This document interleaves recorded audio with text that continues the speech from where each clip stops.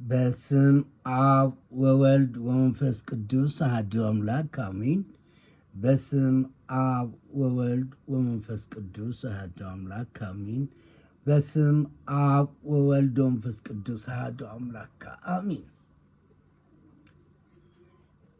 በባህሪው ሞት በመንግስቱ ሽረት የሌለበት ቅድመ ዓለም የነበረ ይህንን ዓለም በካህሊነቱ የፈጠረ በቸርነቱ ዓለምን ያዳነ በቸርነቱ የሚጠብቀን ፈጣሪያችን መድኃኒታችን ኢየሱስ ክርስቶስ ስለ ቸርነቱ ስላደረገልን የደህንነት ሥራ ስለ ትዕግስቱ ስለ ምሕረቱ ሁሉ ከባሕርይ አባቱ አብ ከባሕርይ ሕይወቱ ከመንፈስ ቅዱስ ጋር አንድ ለምትሆን መንግስቱ ምስጋና ይግባው፣ አሜን።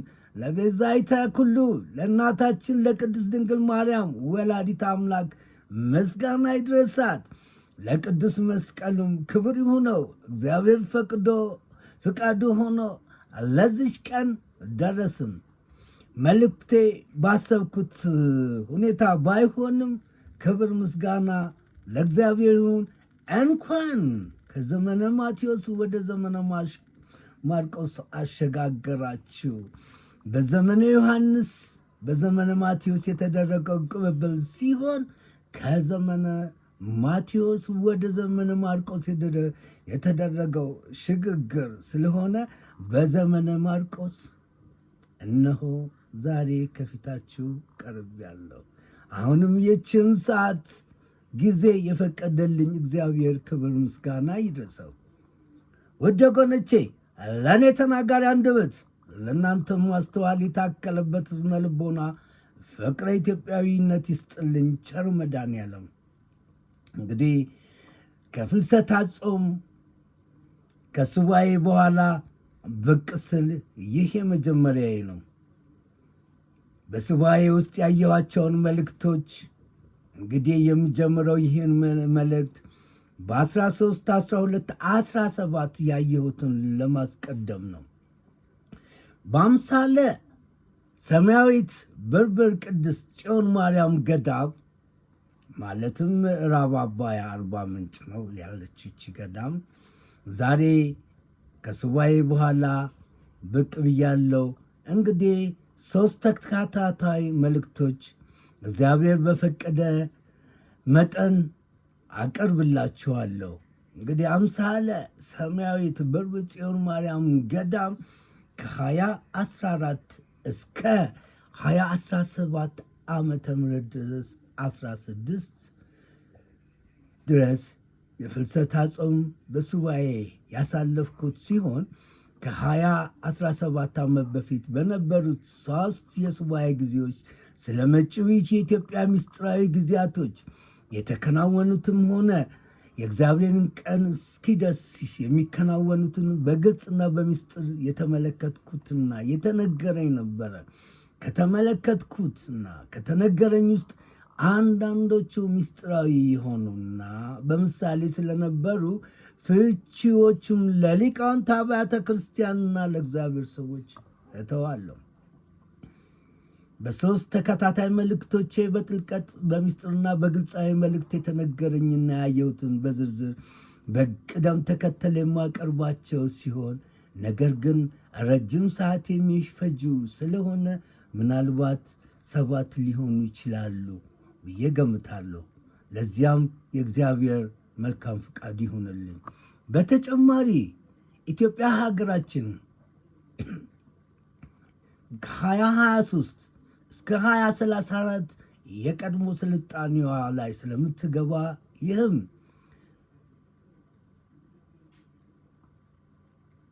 ዩ92 ፕላ 78 አል 13 ወ79 ነ ገደብ የለውም አ 6 መር 200 የሚለው ወይም በእንግሊዘኛው 92 ዩ 78 ፒቲ 13 ኤል 79 ኤዩ ፒቲ ዲ6 ኤችጂ 200 ውጤቱ ይፋ የሚሆንበት ጊዜ መቼ ነው? እንግዲህ የኢትዮጵያ ፕሉቶኒየም ኢነርጂ እዚህ ላይ U93 U92 U96 U97 U92ን ለሊቃውንት ተዋለሁ። ስልጣኔው የት ድረስ እንደነበረና አሁን ወደ ቀድሞ ከፍቷ እንደምትመለስን ለዚህ ማሳያ ይሆን ዘንድ በአሁኑ ሰዓት የሚታዩትንና እነዚያም የሚያሳዩትን ጥልቅ ምስጢር ያዘለውን ከመልእክቶቼ ጋር ወደፊት የማቀርበው ስለሆነ የእግዚአብሔር መልካም ፍቃድ ይሁንልኝ። እዚህ ላይ ልብ በሉ ወገኖቼ፣ እኔ ጭንጋፍና ኃጢአተኛ የሆንኩትን እግዚአብሔር እስከ ኃጢአቴ ያኖረኝ በመሆኑ ክብር ለአጋዕዝተ ዓለም ሥላሴዎች ይሁን። እግዚአብሔር ኃጢአትን ይወዳል ማለት አይደለም። እያወቅን በድፍረት ሳናውቅ በስህተት የምንሰራው ኃጢአት ብዙ ስላለ ነው። ማንም ምንም ይበል፣ እኔ የተነገረኝንና ያየሁትን ከማስተላለፍ ወደኋላ የማልለው እግዚአብሔር በእኔ አንደበት እንዳስተላልፍ ስለፈቀደ እንጂ በአእምሮዬ ተመርቼ ከራሴ አንዳች የማስተላልፈው መልእክት የሌለ በመሆኑ የሰዎች እምነትና ጽናት ምግባር ውጤቱ ምን እንደሆነ የምናይበት ይሆናል። መንፈስ ቅዱስ ሁሉን ይመረምራል። ልበ አምላክ ዳዊት የሚያስፈራኝ ምንድን ነው ይላል። ልበ አምላክ ዳዊት ምን ይላል? የሚያስፈራኝ ምንድን ነው? ካንተስ እጅስ ወዴት እሄዳለሁ ይላል። እኔን የሚጠብቅ አይተኛም አያንቀላፋም ይላል። የእግዚአብሔር ትዕግስቱ ምንኛ ነው! ልብ በሉ ወገኖቼ፣ የእግዚአብሔር ትዕግስቱ ምንኛ ነው! እግዚአብሔር ስራው ጥልቅና ረቂቅ በመሆኑ በእግዚአብሔር ዘመን ውስጥ እግዚአብሔር የሚያደርጋቸውን ክንውኖች ከሰው አእምሮ በላይና በፍጹም በሰው ሕሊና ሊታመኑ የማይችሉ ክንውኖች ናቸው። ዘመነ ማርቆስ ደግሞ ሽግግር ነው። የሰው ልጅ በራሱ ፍላጎትና ምኞትና ስሜት አእምሮ ወይም የዓለማዊ ትምህርት መጠን የሚጓዝ የሚያደርግና የሚመራ ነው።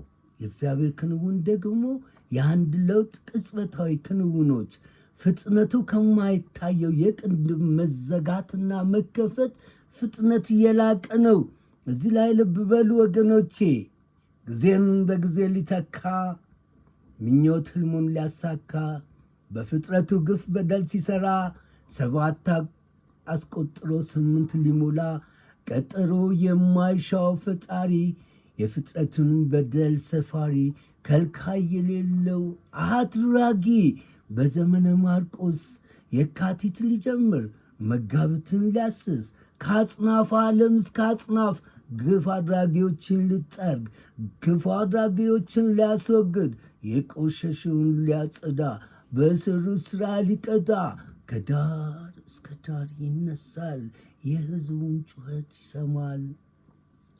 እዛ ላይ ልብ በል ወገኔ፣ መዝሙር 77 የዳዊት መዝሙር 77 ልበ አምላክ ዳዊት እንደ ብር የተፈተኑትን ሕዝብ እንዳይዝጉ ሰልፍ የሚወዱትን አሕዛብን በተናቸው።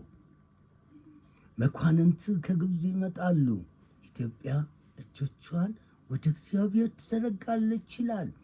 ልብ በሉ እንደገና፣ እንደ ብር የተፈተኑትን ሕዝብ እንዳይዝጉ ሰልፍ የሚወዱትን አሕዛብን በተናቸው። መኳንንት ከግብፅ ይመጣሉ፣ ኢትዮጵያ እጆቿን ወደ እግዚአብሔር ትዘረጋለች ብለዋል ልበ አምላክ ዳዊት።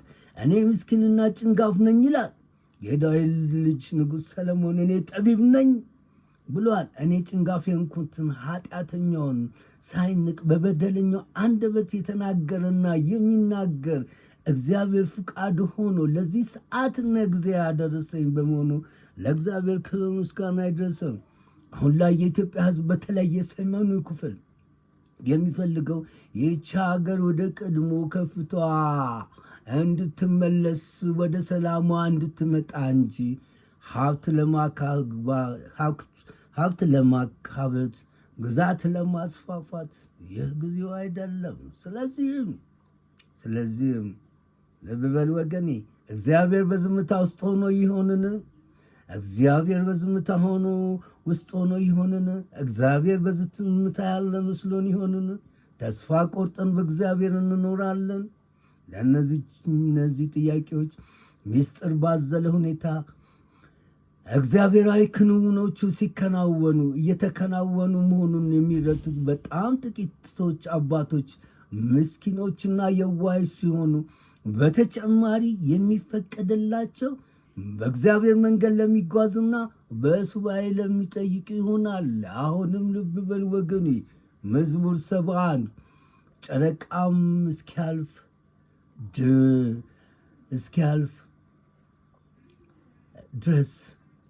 እስኪያልፍ ድረስ ሰላም ይሆናል። ከባህር እስከ ባህር ድረስ ከወንዝም እስከ ምድር ዳርቻ ድረስ ይገዛል። በፊቱም ኢትዮጵያ ይሰግዳሉ፣ ጠላቶቹም አፈር ይልሳሉ። እግዚአብሔርን የሚያውቁ እኛንን የሚሉ በፍላጎትና በምኞት ስሜት ተመርተው በትርክት በተገነባ አእምሮ ተመርተው ምድሪቷን የደም ጅረት እንዲፈስበት ያደረጉ ምን ያህል ፍጥረትነታቸውንና ሙትነታቸውን የካዱ ናቸው። ይህንን ለራሳቸው ተዋለሁ። አሁን አንድ ነገር ውስጥ ልንገባ ነው። እዚያ ላይ ቀይ ጢማምና ቀንድ ያለው የጨቀየው ዘንዶ ከራሱ በታች ያለውን አካሉን ጭቃ ውስጥ ቀብሮ በጭቃ ውስጥ እየተጥመለመለ ሲጓዝ ቀይ መንታ ምላሱን እያለበለበ ነበረ። አንድ አንበሳ ቀንዳሙን ዘንዶ በጭቃው ሲሽለኮለክ ከኋላው ጥቂት ተከትሎት ሄደ። አንበሳውም ጭቃ ውስጥ ሲሽለኮለክ የነበረውን ዘንዶ ቀስ እያለ በጥቂቱ እየቀረበው ከኋላው ተከትሎ ሄዶ ጭቃ ውስጥ የደበቀውን እንደ አሳ ይቀዝፍ የነበረውን ክፍል ከጭራው ጀምሮ ለመብላት በቅጽበት በፊት እግሩ የዘንዶውን ጭራ በማውጣት ሲይዘውና ከጭራው ጀምሮ እየበላው ሲመጣ ዘንዶ ያለ የሌለ ኃይሉን ተጠቅሞ ወደ አንበሳው ወደ ኋላ ተወረወረ። የተወረወረው የዘንዶ አናት ግን የአንበሳውን ኃይል መቋቋም አልችልም። እዚያ ላይ ምን እንደምል አላውቅም። ጥልቅ ምስጢሩን ለበቁ አባቶችና ለሊቃውንቱ ልተው። እግዚአብሔር ጥልቅ ስፍር የሌላቸው ዓለማትንና ፍጥረታትን ሁሉ የፈጠረ ድንቅና ጠቢብ አምላክ ነው። የእግዚአብሔር ፍጥረታት በእግዚአብሔር ጊዜ ቀመር ውስጥ ነው የሚኖሩት። ዓለማትና ፍጥረታትን ሁሉ ጥልቅ ምስጢርን ያዘሉ የእግዚአብሔር የሥነ ፍጥረቱ ቀመሮች የሚመራቸው የሚያዛቸውና የሚያኖራቸው ነው። ሳይንስ ሊደርስበት የማይችልበት ጥልቅ የእግዚአብሔርን ጥበብ በምናይበት ዓለም ውስጥ ስንኖር ፍጥረቱ እኔ ሁሉን አድራጊ ነኝ የማይልበት ዘመንና ሰዓት ውስጥ ፈቅዶልን እየኖርን ድምፃችን ከእግዚአብሔራዊ ጥልቅ ክንውኖች በልጦ እኛ ከናንተ የሚለው ትርክት በጥልቅ ውቅያኖስ ውስጥ ሰምጦ ድምፅ የማሰማት ብቃት ስለሚሆን አሁን በሰውነታችን እንበልጣለን የሚሉ ውሸትን እውነት ለማድረግ የሚሯሯጡ ናቸው። ውድ ወገኖቼ አሁንም ደግሜ እላለሁ፣ ባለቀ ሰዓት አላለቀም ማለት የጅሎች መንደር ጨዋታ ነው። ከላይ የዘረዘርኩት ምስጢራዊና ግልጽ በሆነ ሁኔታ የተቀመጠ ስለሆነ አድማጩ በተመስጦና በጽሞና ያዳምጠው። ስለ ኢትዮጵያ ልበ አምላክ ዳዊት ከላይ እንደነገርኩት አንተ ባህርን በኃይል አጸናሃት፣ መዝሙር 73 አንተ የእባቦችን ራስ በውሃ ውስጥ ቅጥቅጥህ፣ የዘንዶንም ራስ ፍጥፍጥህ፣ ለኢትዮጵያን ሰዎች ምግባቸውን ስጣቸው ይላል። እኔ ያየሁት ቀይ ዘንዶ ቀንዳምና ምላሱ በፍጥነት የሚውለበለብ በጭቃ ውስጥ እየተርመሰመሰ ነው።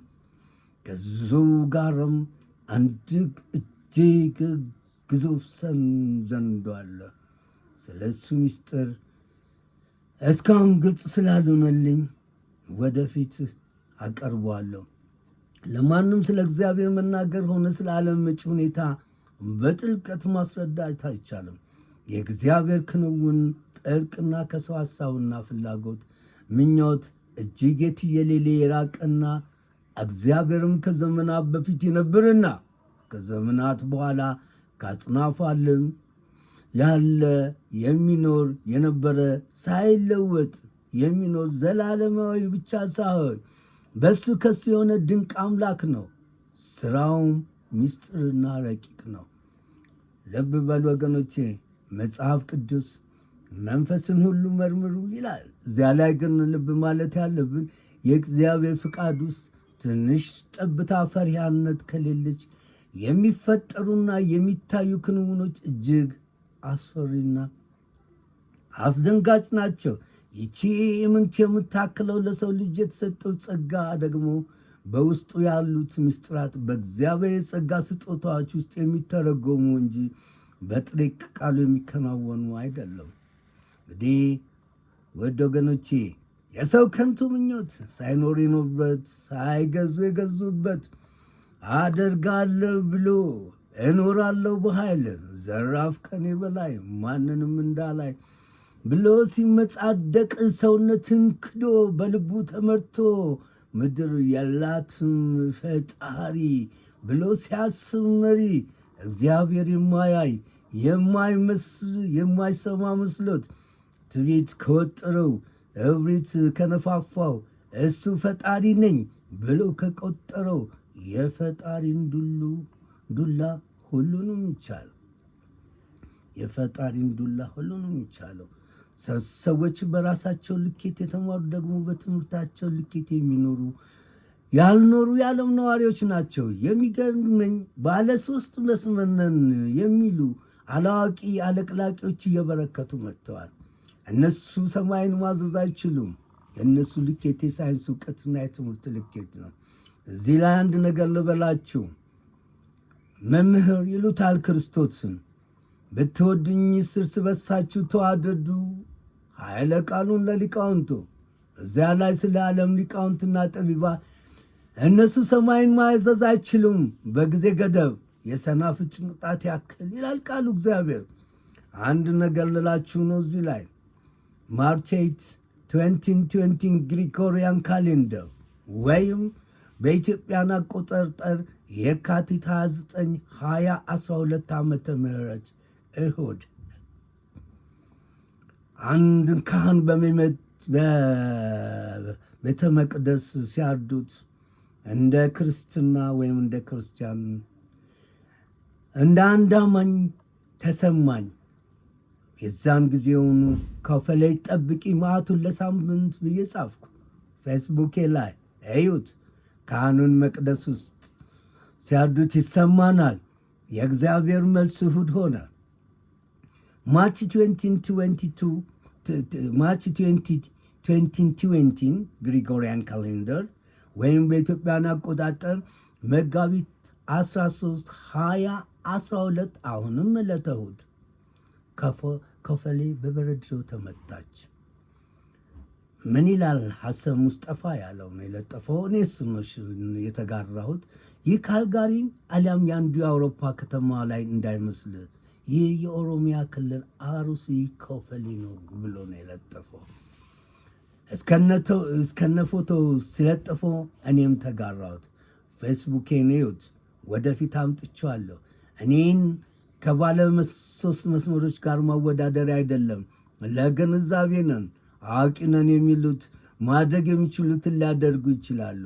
ባለ 3 መስመር ነን የሚሉ አላዋቂ አለቅላቂዎች እየበረከቱ መጥተዋል ብዬ ስላልኩ ነው። እኔ መንግስት ይህንን ስራ ያንን አድርግ ከሚባለው ይልቅ አሁን እጅግ የሚያስፈራኝ የሚያስደስተኝ የሚፈጠረው የመሬት መንሸንቆርና መከፈል የሚያስከትለው ነገር የሚወጡት ምስጢራት ናቸው። በተለያዩ የሀገሪቱ ክፍሎች የመሬት መደርመስና መንሸንቆር እየበረከተ ይመጣል። እዚህ ላይ ልብ የምንለው ነገር 6ኛዋ ወር 6ኛዋ ዕለት ናት። አስቧት። የእግዚአብሔርን ነገር ምስጢር መደበቅ ነው ይላል መጽሐፈ መክብብ። እጅግ የሚያስፈራኝ የሚያስደስተኝ የሚፈጠረው የመሬት መሸንቆርና መከፈል ነው። ቅኔውን ለሊቃውንቱ የሰው ልጅ በዛች በተፈጠረበት ቀን ዕለት መኖር ከጀመረበት ከስድስተኛው ዕለት ዓርብና የእግዚአብሔርን ሕግና ቃል ባልጠበቀበት ምክንያት ከተሰደደበት ምድረ ገነት በኖረበት ዘመነ ጊዜና በጥፋት ባጣው ባገኘው ፍዳና መከራ መካከል የነበሩት ክንውኖች ምስጢራዊነታቸው እንደተጠበቀ ሆኖ ልዩነቱ እጅግ ሊለካ የማይችል ሲሆን የነበረው የቆይታ ዘመንም ወይም የዕድሜ ልዩነትም ማወዳደር አይቻልም። ጥሩን ከመጥፎ እንዴት እናወዳድረው?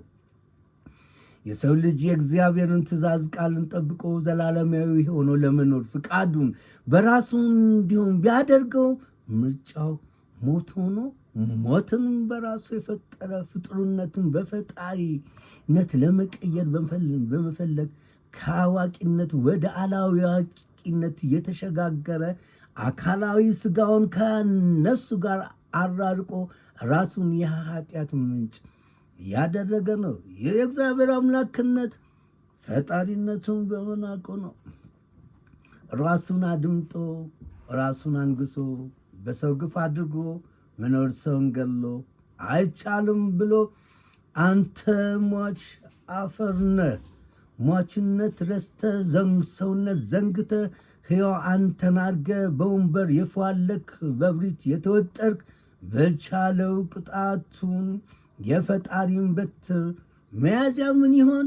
ሰው ሰውን ከናቀ ወንበር ስላገኘ እንደ ሁሉ አድራጊ ፍጥረቱን ጠራጊ በሱ ስራ ገብቶ ሳያቦካ ጋግሮ ሳይፈጥርም ፈጥሮ እሱ ፍጡር ሆኖ ሊኖር ተመጻድቆ 10 ዓመታትን በገዥነት ሊኖር እሱ እንደፈለገ ለማድረግ አስቦ 1000 ዓመታትን ነግስና አስቀጥሎ ታላቂቱን ሀገር በግሉ ጠቅልሎ እኖራለሁ ብሎ የልቡን ሳይሞላ ሐሳብ ሳይሳካ እግዚአብሔር ተነሳ።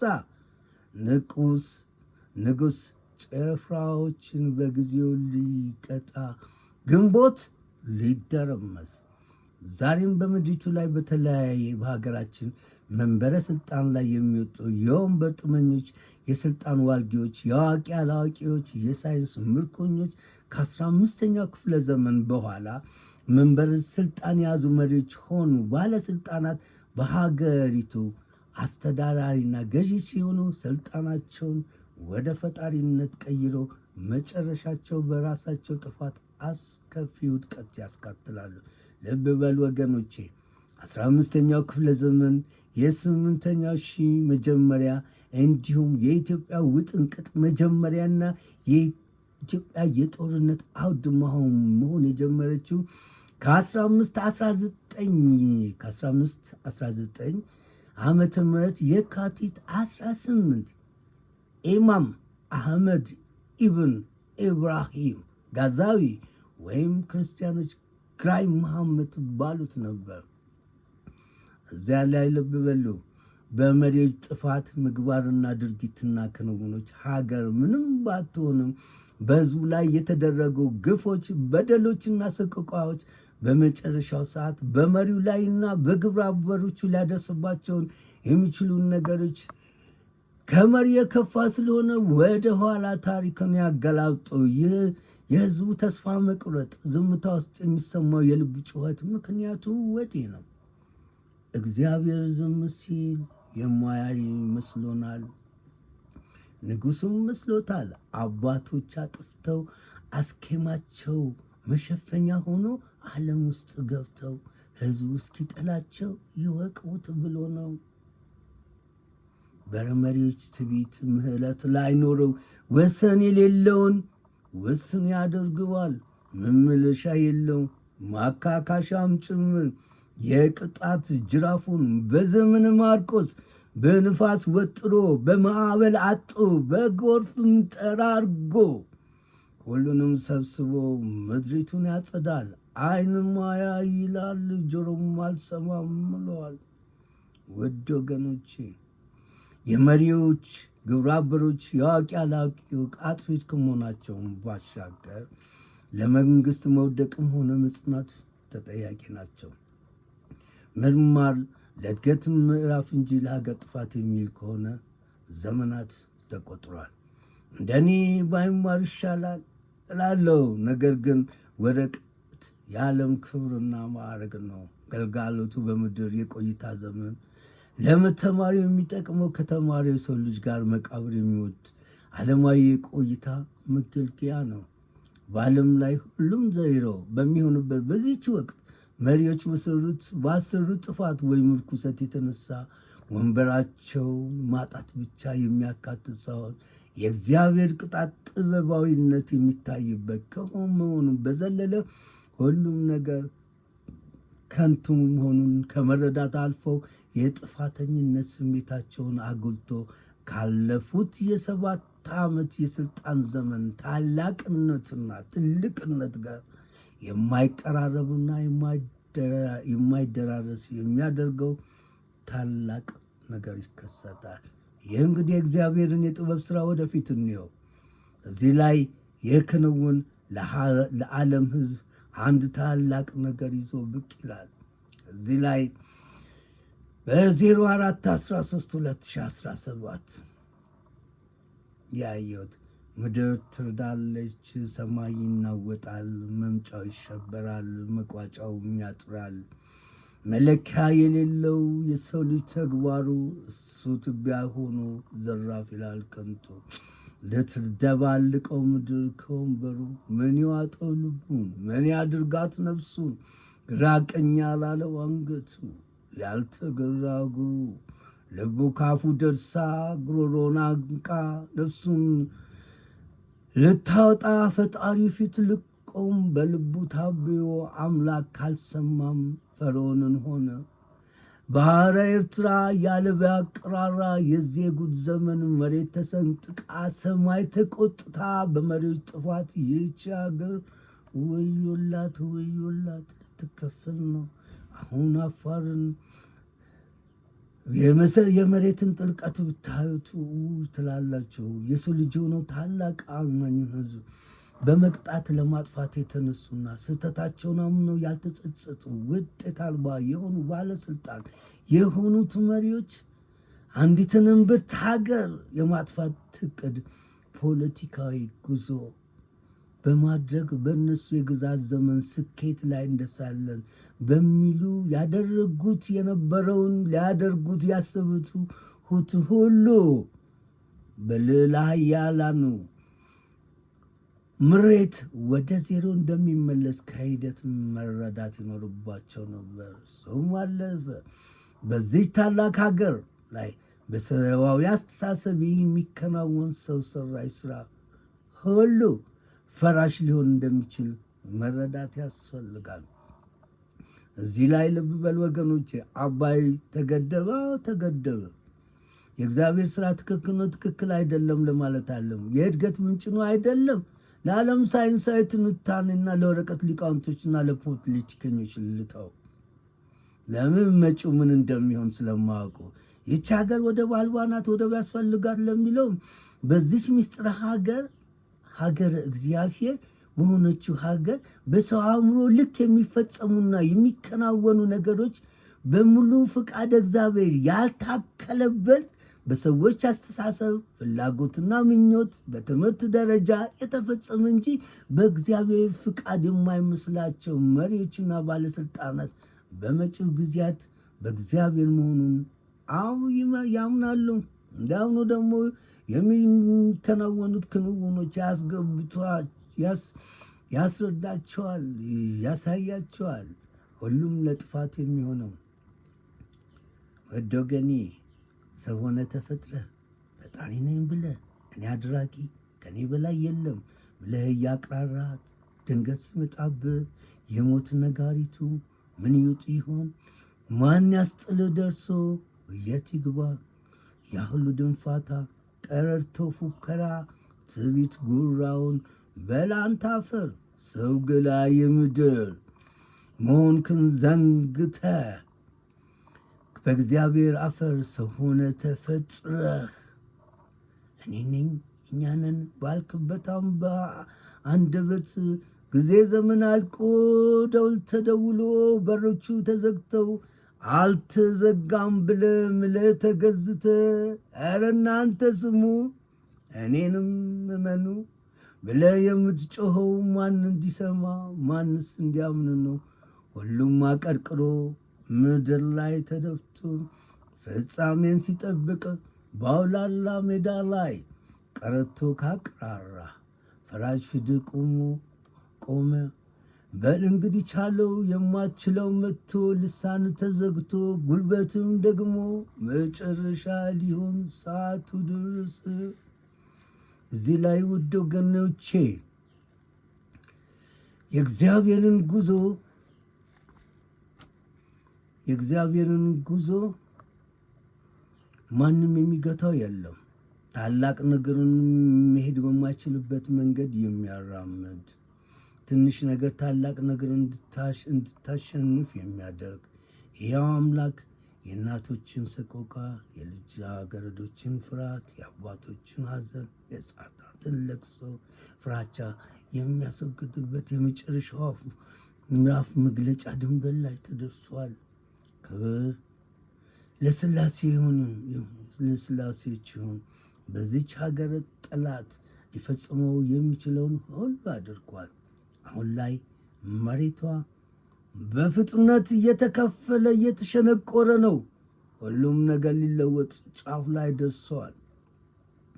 ወገኖቼ ምድር ተሰንጥቃ ለሁለት ተከፍላ ሊዋጥ ነው ሀገሯ፣ ሊዋጥ ነው ሳይንሱ፣ የዓለም ጥበቡ በመሪዎች በባለስልጣን ጥፋት በአጨብጫቢው ብዛት ህዝቧን ያላዳነች ሀገር ኢትዮጵያ ምስጢረ ጽዮኗ መጨረሻው ደርሶ የአባቶች እግዚኦ የእናቶች ሮሮ አናይም ያሉትም አንሰማም ያሉትም የመጨረሻ የእግዚአብሔር በትሩ ድንጋጤ ፈጥሮ መሬት ስትከፈል ጩኸት ሊጀምር ነው። ከእንቅልፌ ብዬ ነው የተነሳሁት። የመሬት መከፈልና መሰንጠቅ በጥቂት ወራት ውስጥ ቅጽበታዊ ክንውኑ እውን ሆኖ የሚደረመስ በመሆኑ የምስራቅ አፍሪካን ድንገት የሚከፍለው በከፍተኛ ፍጥነት እየጨመረ በቅጽበት ተከፍሎ በኩለ ሌሊት ክንውኑ ሆኖ ጠዋት ዋይታና ለቅሶ የሚሆነው በእግዚአብሔር የፍቃድ ዘመን ውስጥ በቅርብ ነው። በአትላንቲክ ውቅያኖስ ውስጥ የሚፈጠሩና እየተፈጠረ ያለው ትልቅ ማዕበል ወደፊት የዓለምን ቅርጽ ወደፊት እየቀየረ ይመጣል። እሱን ለጊዜው ልተወው ይቆይ። ይቺ ምስጢረ ሀገር በዓለም ልዕለ ኃያላን ባሉት መሪዎች እየተመሩ በዙ ላይ ያደረሱበት ስቃይ፣ ስቆቃና እልቂት፣ ረሃብ በእግዚአብሔር ቅጽበታዊ ክንውን ወደ ማክሰሚያው እየደረሰ ከመጓዙም ባሻገር እንደ ሳምሶን ደሊላ የመጨረሻ ሰዓት እግዚአብሔራዊ ኃይል የሚከናወንበት ዘመን ውስጥ ስትገባ በአፋር ውስጥ እየተፈጠረ ያለው ክፍተት ለዓለም አስደናቂ ነገሮችን ይዞ በቅርቡ ብቅ ከማለቱም በተጨማሪ እግዚአብሔርን የናቁትን ሕዝቦች ታላቅ ፍርሃት ቅጽበት የሚወደባቸው ከመሆኑም ባሻገር ለምዕራባውያንና ለሌላይ ያላኑ አስደንጋጭ ነገሮች የሚከሰትባቸው ዘመን ነው። የምዕራቡን ለምዕራቡ የልዕለ ኃያላኑ ለልዕለ ኃያላኑ ልተውላቸው። የዘመን ለነሱ ዋጋ የሚከፍሉበት ነው። ዋጋ ላምጣ ያልሰሙ ሰምተው የኖሩትም እንግዲህ ቻሉት ቅጣቱ። የእግዚአብሔር ቁጣውን የእግዚአብሔር ድርጊቱን ይህ ሳይሆን ተነግረው በመንበረ ስልጣን ጊዜ ተመክተው በኃይላቸው ብዛት እነሱ ተኩራርተው በመሳሪያ ብዛት በብሪት ተወጥረው ዜጋ ልብ በሉ ዘራፍ 1000 ዓመት ስላሉ 165 ቀን ሊደርሱ። አረ የሰው ልጅ ሞኝነት! ጉልበት አለኝ ብሎ መንጠራራት፣ ጉልበት አለኝ ብሎ በእግዚአብሔር መንጠራራት። እንግዲህ ከላይ ነገር ያለው ዘራፍ ሺህ ዓመት ስላሉ 165 ቀን እነሱ ሊደርሱ የሰው ልጅ ሞኝነት ጉልበት አለኝ ብሎ በእግዚአብሔር መንጠራራት ያለ ኃይሉ መመካት ያለ ጉልበቱ ማስፈራራት አሁን የት ይድረስ ቀርቶ እግዚአብሔር ሲል ራቶ የሰው ሲያልቅ የእግዚአብሔር ሊጀምር ደረሰ ሰዓቱ። የቻሉት መጪውን በሙሉ የእግዚአብሔርን መዓት ቁጣውን ደግሞ ታላቋ ባቢሎን ወደቀች። የሀገራችንም ጋለሞቶች ወዮላችሁ የምንልበትና የአረብ ሀገራት በሽብርና በጭንቀት የሚታመሱበት ዘመን ከመሆኑን ባሻገር የጋለሞታይቱ ክፋት በፍጥነት እየተሸማቀቀ ወደ መጨረሻው ሲፈጥን ሰደድ ወደ ምስጢራዊቷ ጽዮን ሀገር ይሆናል።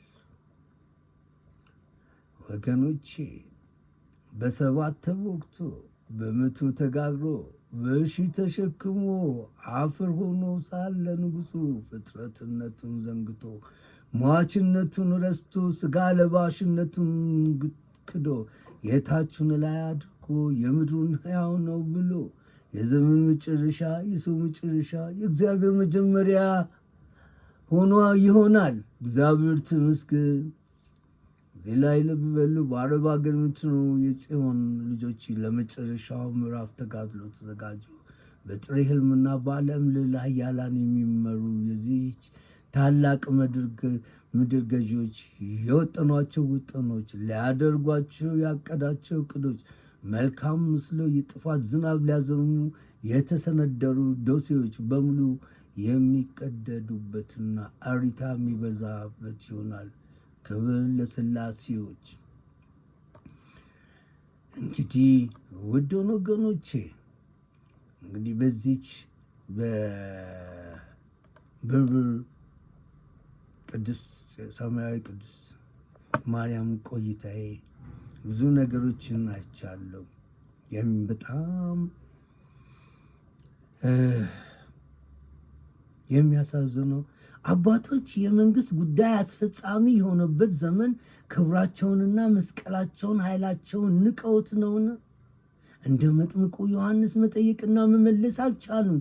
ለምን ከእግዚአብሔር በበልጥ የምድርን ንጉሥ ፈሩት የሚል ጥያቄ ነበር። አሁንም ደጋግሜ እንደማስተላልፈው አዲስ ምዕራፍ ከተጀመረ ቆይተዋል። የሚገርመው በአቤልና በቃየል የሚደረገው ፍልሚያ ይቋጫል። እግዚአብሔር ለክብሩ የተከላቸው የጽድቅ ዛፎች እንዲባሉ ለጽዮን አልቃሽ አደረገላቸው ዘንድ በአመድ ፋንታ አክሊልን፣ በለቅሶ ፋንታ የደስታ ዘይትን፣ በሐዘን መንፈስ ፋንታ የምስጋና መጎናጸፊያ ሰጣቸው ዘንድ ልኮኛል። እልል ትበል ሰሜን፣ እሪ ትበል መሃል፣ ፍርሃት፣ ሽብር፣ መከፈል ከመሃል ምን ይፈጠራል? ምን ተፈጠረ? ማን ያሸንፋል? ማን ተሸነፈ? ለነሱ ልተውና የማደናገሪያ የማስመሰያ አጀንዳዎች፣ የአዲስ ፕሮጀክት ውጥኖች ከንቱ የሆኑበት የትንሣኤ ጊዜ እንደ ንጋት ጀንበር የሚታይበት የታሪክና የዘመን መለወጫ ከፊታችን አለ። ባህርን የሚያናውጥ የብስን የሚያናጋ ታላቅ መናወጥ ይሆናል። ወደጎኖቼ ለማስፈራራት አይደለም፣ ያየሁትም እየተነገረኝ ነው። በ16 12 17 ክብር ለሥላሴዎች ይሁን። 8 ሰዓት ከ40 ሌሊት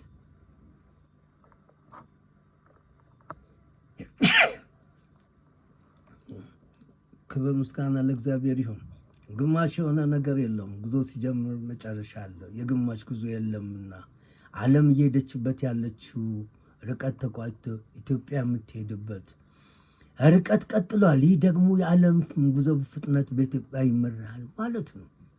ለዚህ ዓለም አዋቂዎችና ጠቢባን ከንቱ ነው። እነሱ የሚያምኑት በተረጋገጠና ማስረጃ ባለው ነገር ነውና ክብር ለሥላሴዎች ይሁን። አላዋቂዎች ይህን ነገር ላይቀበሉትም ላይሰሙት ይችላል። በእርግጠኝነት የምናገረው ዓለም ከዳር እስከ ዳር በሚባል ደረጃ ሁሉም ተስፋው ተሟጦ አልቆ የሚታይ ብርሃን የለም ብሎ ደምድመዋል። እየፈላ የሚገነፍለው ገንፍለው ባዶ ሆኗል። የእምነት አሳድሯል። በእርግጥም የሰው ልጅ ተስፋ ሲቆርጥና ሲያበቃ የእግዚአብሔር ሥራ በግልጽ መታየት ይጀምራል። ብዙዎች አባቶቻችን የሰው ሲያልቅ እግዚአብሔር ይጀምራል እንደሚሉት ማለት ነው። መቼም የሰው ልጅ የሚኖርባትን ዓለም የሰጠው እግዚአብሔር እሱ የፈቀደለትን ክዶ እኔ ሁሉም ገዢ ነኝ ብሎ ራሱን ፈጣሪ አድርጎ ብዙ አቅራርቶ ፎክሮ ቀራርቶ ፉከራው አስናሳልቆ የሰው ተስፋ ሲሟጥጥ እግዚአብሔር ጀመረ ስራውን ሊያጽዳ ሊያጥራ የምድሩን ከዳር እስከ ዳር በድምፁ አሰሰ መሬትም በፍጥነት ሊገምሳት በኃይሉ የእግዚአብሔር ዝምታ ያስፈራል። የሰው ጩኸት ባዶ ነው። ላይነግሳ ደግድጎ ላይሰግዳ ጎብድዶ ደረሰው የሞቱ ቀጠሮ በልሸኙት ወሪታ ቅብሩት በልልታ አቀምሱት አፈሩን የገላው ሱሬቱን አፈር አፈርነቱን። ይህ ደግሞ በእግዚአብሔር ዝምታ ውስጥ የለም ማለት አይደለም። የእግዚአብሔር ምስጢር ነገር መደበቅ ነው። በጉዞ ውስጥ ባከናወነው በክንውን ውስጥ በሁሉ ነገሮች ሁሉ እግዚአብሔር በመንገዱ አለ። የሰው ሐሳብ በራሱ መንገድ ቢሆንም የእግዚአብሔር ስራው ጥልቅና ፍጹም ስለሆነ በዚያ ውስጥ የሚከናወኑ ድርጊቶች ሁሉ ፍቃድ እግዚአብሔር የታከለባቸውና የእጁ ስራ የሚከናወንባቸው ነገር ነው። በእርግጥም በዓይን የሚታይን ነገር ውስጥ የማይመረመረውን የእግዚአብሔርን ክንውና ድርጊት ማየት ባይቻልም በቅርቡ ደጋግሜዋለሁ በሚታየው የመሬት መከፈልና መሸንቆር የጊዜ ዘመን ውስጥ የእግዚአብሔር ክንውኖች ጎልተው እንደሚታዩና እንደማይቆሙ ያሳያል። ይህ ለሶስተኛ ጊዜ ያየሁት የመሬት መከፈልና መሸንቆል ለኢትዮጵያ ታላላቅ ነገሮች የሚወጡባት የዚችን የእግዚአብሔር ሀገር ጥበብ ይዞ ብቅ ከማለቱም ባሻገር በዓለም ላይ ያሉ ሀገሮች የሚተራመሱበትና ይህችን ድሃ ናት ከድሆች ሀገር ተርታ ያስቀምጧት ሀገር ታላቅነቷና ምስጢራዊ ጥበቧ የሚታይበት የጥበብ ዘመን በሆኑ ይገለጣል። ክብር ለሥላሴዎች ይሁን። ዓለምን ጉድ የሚያሰኙ ድንቅ የሆኑ የእግዚአብሔር ክንውኖች እየተከናወኑ ባለበት በአሁኑ ሰዓት ልብ ልንላቸው ያልቻልነው ብዙ ክስተቶች፣ ክንውኖች በዓለምን በኢትዮጵያም እየተከናወኑ ነው። ልብ በሉ። በመጪው 4 ወራት ውስጥ ዓለም ወዴት እንደምትሄድ እናያለን። ዓለም ወዴት እንደምትሄድ እናያለን። እንግዲህ እዚህ ላይ ነው ልብ የምንለው። ምን ይላሉ ሊቃውንቱ? እድገት ወይም ስልጣኔ አይደለም ትንሣኤ የሚባለው የቀድሞ ክብርና ልዕልና ነው።